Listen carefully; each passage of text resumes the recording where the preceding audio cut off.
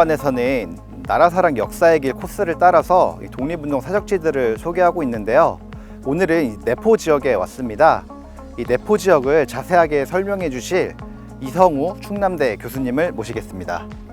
반갑습니다. 충남대학교 이성우라고 합니다. 네. 반갑습니다. 요새 내포 신도시도 좀 유명하고 내포 문화라는 말도 있고 이렇게 내포 이런 말들이 많이 주변에서 들리는데 정확히 내포 지역이 어떤 곳인가요? 이 내포 지역이라는 지명은 고려 시대부터 사용됐던 지명인데요.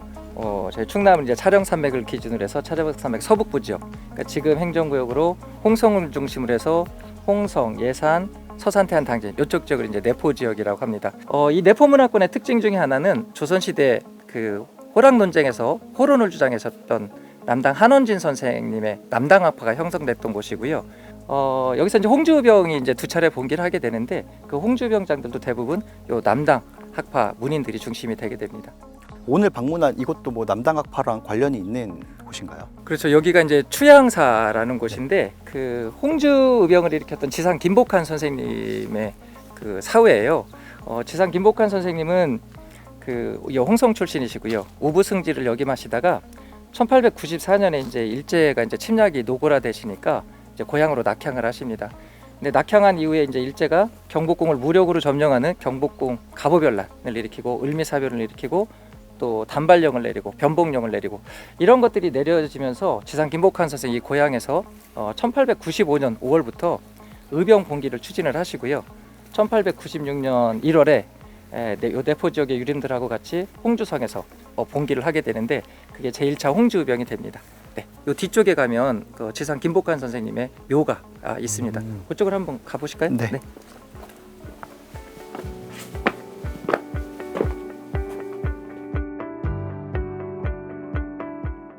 여기가 그러면 김복한 선생님 묘인가요? 네, 맞습니다. 여기가 홍주병장을 역임한 지상 김복한 선생님의 묘가 되겠습니다. 지상 선생님은 그 홍주병을 봉기를 하셨는데요. 그 창의소가 설치된 지 사흘 만에 관찰사 이승우가 배반을 하면서 전기 홍주병은 실패로 돌아가고요. 지상 김복한 선생님은 그때 체포되셔서 서울로 압송돼서 징역 10년 유배형에 처해졌는데 고종이 특사로 바로 석방을 하게 됩니다.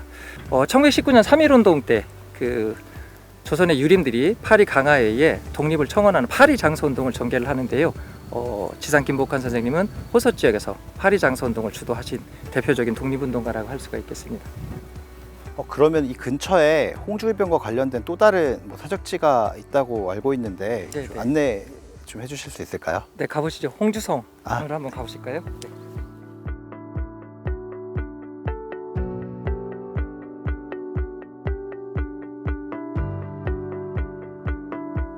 이곳 홍주성에서도 일본군과의 전투가 있었다고 했는데 그 전투에 대해서 좀 자세하게 설명해 주세요. 네, 홍주병이 이제 홍주성을 점령을 합니다. 홍주병은 상당히 대규모 인원이 참여했는데요. 대체로 한 1000여 명이 참여한 의진이라고 하고요.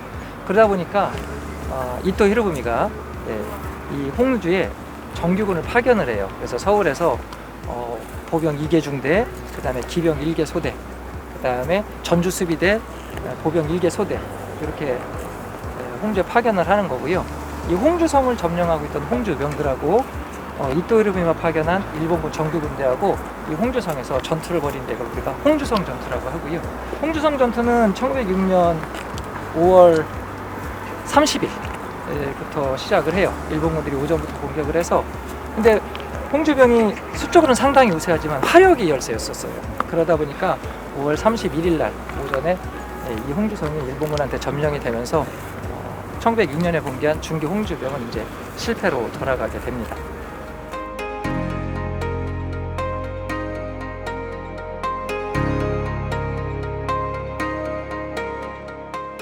오늘 방문한 한용운 선생님 말고도 네네. 저희 내포 지역에 김자진 장군이나 윤봉길 의사 같은 많은 독립운동가들이 있다고 알고 있거든요. 네.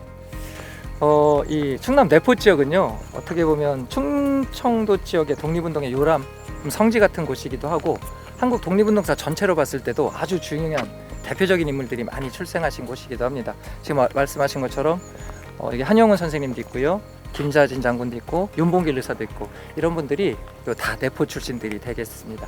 여기는 이제 만해 한용운 선생님 생가지가 되는데요. 만해 선생님은 홍성 출신이신데 만해 선생님을 어떻게 딱 정리하기는 좀 어려워요. 대부분 님의 침묵으로 많이 기억들 하잖아요. 네. 시인이시기도 하시면서 승려이시기도 하시면서 또 대표적인 독립운동가이기도 합니다.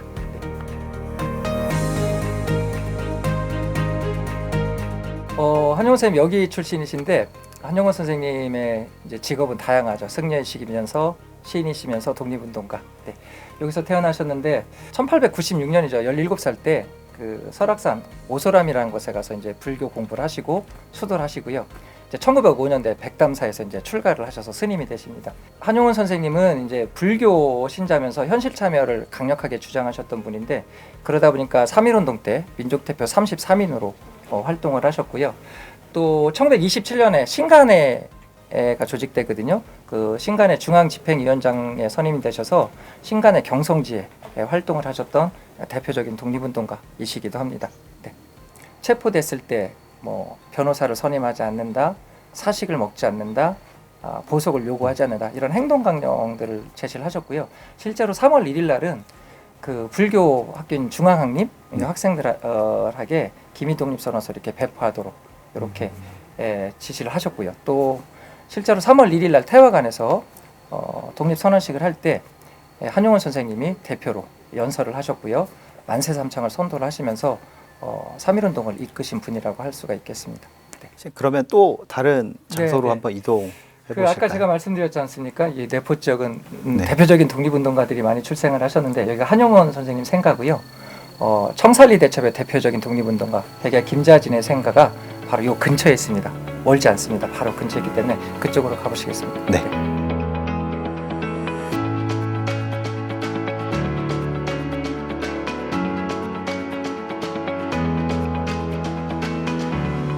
저희가 지금 이제 김자진 장군 생가에 왔는데 네. 제가 김자진 장군 하면은 청산리 전투로 유명하다는 건 알고 있는데 그 이전의 행보에 대해서는 잘 모르는 분들이 많으시거든요. 거기에 대해서 좀 간단하게 설명 부탁드립니다.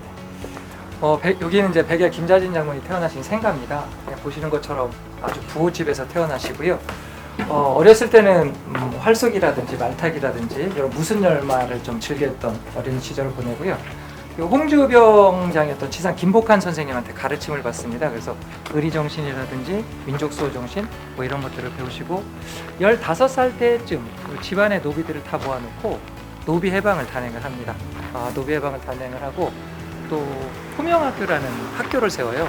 그래서 홍성 지역에 근대 민족 교육을 실시하기 시작을 하고 1907년경에 이제 서울로 이제 상경을 해요. 서울로 상경을 해서 신민회원들 또 대한제국 군인 출신들 이런 분들하고 교류를 하면서 군사 지식을 습득을 하고 국권회복운동에 대한 그런 방략들을 습득을 하게 되십니다. 또 기홍학교 홍주지회에 또 참여하셔서 이 홍성 지역의 민중 계몽운동 이런 운동들을 이제 1910년 한일 강제정탄 전까지 이제 전개를 하시는 거죠. 그 일제 나라를 빼앗긴 이후부터 네. 만주 망명 전까지의 김자진 장군의 행보는 어땠는지 좀 설명해 주세요. 네, 백야 김자진은 이제 1910년 한일 강제병탄 되기 전후에 서울 관수동의 이창양에 그다음에 신의주에 염직해서 이런 비밀 거점들을 건설을 합니다. 그러니까 서간도 쪽에서 독립운동을 하기 위해서 군자금 모집을 하기 위해서 만든 거점들이고요. 국내에서 군자금 모집을 활동을 하시다가 1911년 5월에 체포가 되세요. 그래서 서대문 형무소에서 2년간 투옥 생활을 하셨고 풀려나신 다음에는 이제 1915년 7월에 이제 대구에서 국내 독립운동 단체로 광복회라는 단체가 만들어집니다. 이 광복회는 국내에서 자금을 모집해서 만주로 보내서 거기서 독립군을 양성한 다음에 독립군이 양성이 되면 일제와 전쟁을 벌여서 독립을 달성한다라는 목표를 갖고 조직된 단체였는데 여기서 군자금 모집을 활동을 하다가 일제 경찰한테 추격을 받기 시작해요. 그래서 광복회가 만주 책임자로 만주 부사령으로 광복회 만주 부사령으로 길림으로 이제 파견을 하면서 압록강을 건져서 만주로 이제 망명을 하게 되는 거죠. 그래서 김자진이 간 곳은 길림이라는 곳이고요. 이 길림에서 대한독립선언서라고 기미독립선언서 전에 발표됐던 대한독립선언서를 발표를 하게 됩니다. 교수님, 저희가 김자진 장군 하면 네. 이 청산리 전투에서 승리했다라는 거는 많은 분들이 알고 계신데 청산리 전투가 어떤 전투였는지 그 네. 자세한 내용은 모르시는 분들이 많거든요. 네. 그런 분들을 위해서 좀 간략하게 설명 부탁드리겠습니다. 네. 우리 청산리 대첩하면 김자진 장군이 혼자 한 것처럼 이렇게 생각하는데 그런 건 아니고요. 만주 지역에 독립운동 연합부대가 있습니다. 홍범도 장군을 비롯한, 그리고 김자진의 대한군정서군이 연합해서 전투를 벌인 걸로 이제 우리가 청산리 대첩, 청산리 전투라고 하는데, 단일 전투가 아니고요. 대한군정서군이 첫 전투가 백운평 전투예요. 이 백운평 전투가 일어난 행정구역명이 화룡현 청산리예요. 그러니까 1920년 10월 21일에서부터 26일까지 6박 7일 동안 간대 출병한 일본군하고 김자진의 대한군정서군, 그 다음에 홍범도 독립군의 연합부대하고 벌인 전투를 우리가 청산리 대첩, 청산리 전투라고 하는 거고, 김자진은 국내에서 독립운동을 하시다가 광복해 만주 부사령으로 파견이 되십니다. 그래서 길림에서 활동을 하시다가 만주 독립운동 단체 중에서 대종교도들이 중심이 된 중강단이라는 독립운동 단체가 있고요. 요건 이제 북만주 지역에서 조직된 독립운동 단체인데, 이 중강단이 대한정의단이 되고 대한정의단이 대한군정서가 되는 건데, 이 대한정의단에 참여하셨다가 대한군정서 군 이름이 바뀌고요. 대한군정서 군사부 책임을 맡으셔서 사관연성소에서 독립군들을 양성을 하십니다. 그리고 그 사관연성소 생도들을 중심으로 해서 대한군정서군을 조직하게 되고, 그 대한군정서군을 이끌고 청산리 대첩을 승전으로 이끌게 됩니다.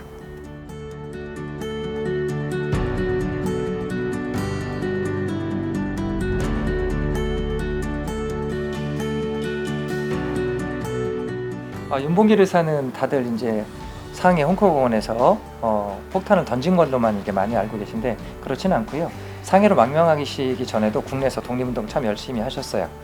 윤봉길 의사는 이제 1918년 11살 때 덕산 공립보통학교에 입학을 합니다. 근데 그 다음에 이제 3.1운동이 일어난 걸 목격하시면서 식민지 교육을 거부하시고, 요 예산 지역에 성주록 선생님이라는 분이 후학을 양성하기 위해서 오치서숙이라는 서당을 운영하고 계셨는데, 거기에 들어가셔서 이제 한학을 습득을 하시고요. 또 개벽이라든지 동아일보라든지 이런 것들을 구독하시면서 신학문을 습득을 하시고, 일본을 이기기 위해서는 일본어를 잘 알아야 된다라고 해서 일본어 공부도 참 열심히 하십니다. 그러시다가 이제 26년부터 야학을 개설해서 학생들을 가르치시고요. 그다음에 농민회를 조직하셔서 농촌 잘살기 운동, 또 부흥원, 월진회 이런 거를 조직하셔서 농촌 계몽운동을 활발하게 이 예산 지역에서 전개를 하십니다. 근데 이제 1929년에 야학에서 학예회를 개최를 했는데 항일 연극 토끼와 여우라는 연극을 하게 돼요. 근데 이 연극이 문제가 돼서, 이게 항일 연극이거든요. 덕산 주재소에서 이제 경고 조치를 받고요. 또 1929년에 광주 학생 운동이 일어나면서 윤봉길 의사가 더 항일적인 교육으로 학생들을 교육을 하기 시작을 하시죠. 그러면서 일제 덕산 주재소에서 이 야학을 아예 폐쇄시켜 버리고요. 윤봉길 의사를 3주간 구금하는 일이 발생을 합니다. 그래서 윤봉길 의사는 투옥됐다 풀려나시면서 이렇게 농촌 계몽운동, 농촌 잘살기 운동 이런 방법론으로는 조국의 독립은 좀 어렵다라고 생각을 하셔서 1930년 3월에 제 상해로 망명을 하시게 됩니다. 저희가 이 홍코우 이거를 굉장히 이렇게 높이 평가하는 이유가 뭘까요? 네. 이 홍코우가 우리 독립운동사에서 높게 평가받는 이유는 여러 가지가 있는데, 가장 큰 의의를 말씀드린다고 한다면, 본인들이 이제 상해사변에서 패전을 하지 않았습니까? 그 전승 축하식에서 폭탄을 던져주다 보니까 홍코우 이후에 우리 대한민국 임시정부를 적극적으로 지원을 하게 됩니다. 그러면서 대한민국 임시정부가 다시 재기를 할 수 있는 기반을 마련을 했고, 그 이후에 이제 우리 한국 독립운동이 한중 연합작전으로 전개가 되는 그런 결정적인 계기를 윤봉길의 홍코우가 우리 독립운동사에서 차지하는 가장 큰 의의 중에 하나라고 할 수가 있겠습니다.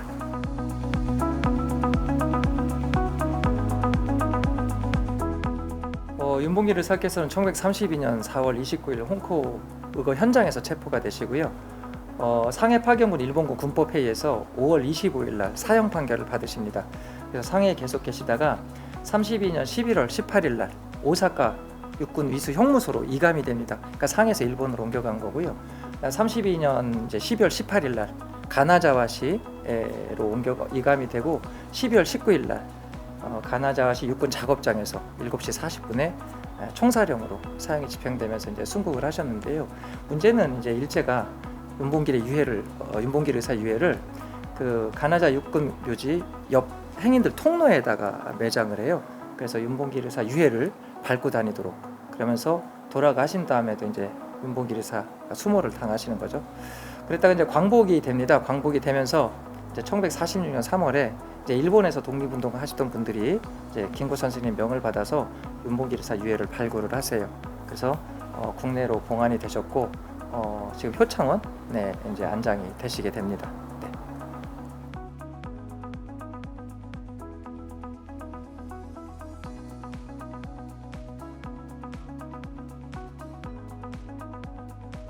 네, 오늘도 이렇게 독립기념관에서 소개하는 나라사랑 역사의 길 내포 코스를 따라서 이동을 해보았는데요. 오늘 이 지역을 설명해 주신 충남대 이성우 교수님께 다시 한번 진심으로 감사드립니다. 감사합니다. 고생하셨습니다. 그럼 저희는 또 다른 사적지를 찾아서 떠나보도록 하겠습니다. 함께 가시죠. 네.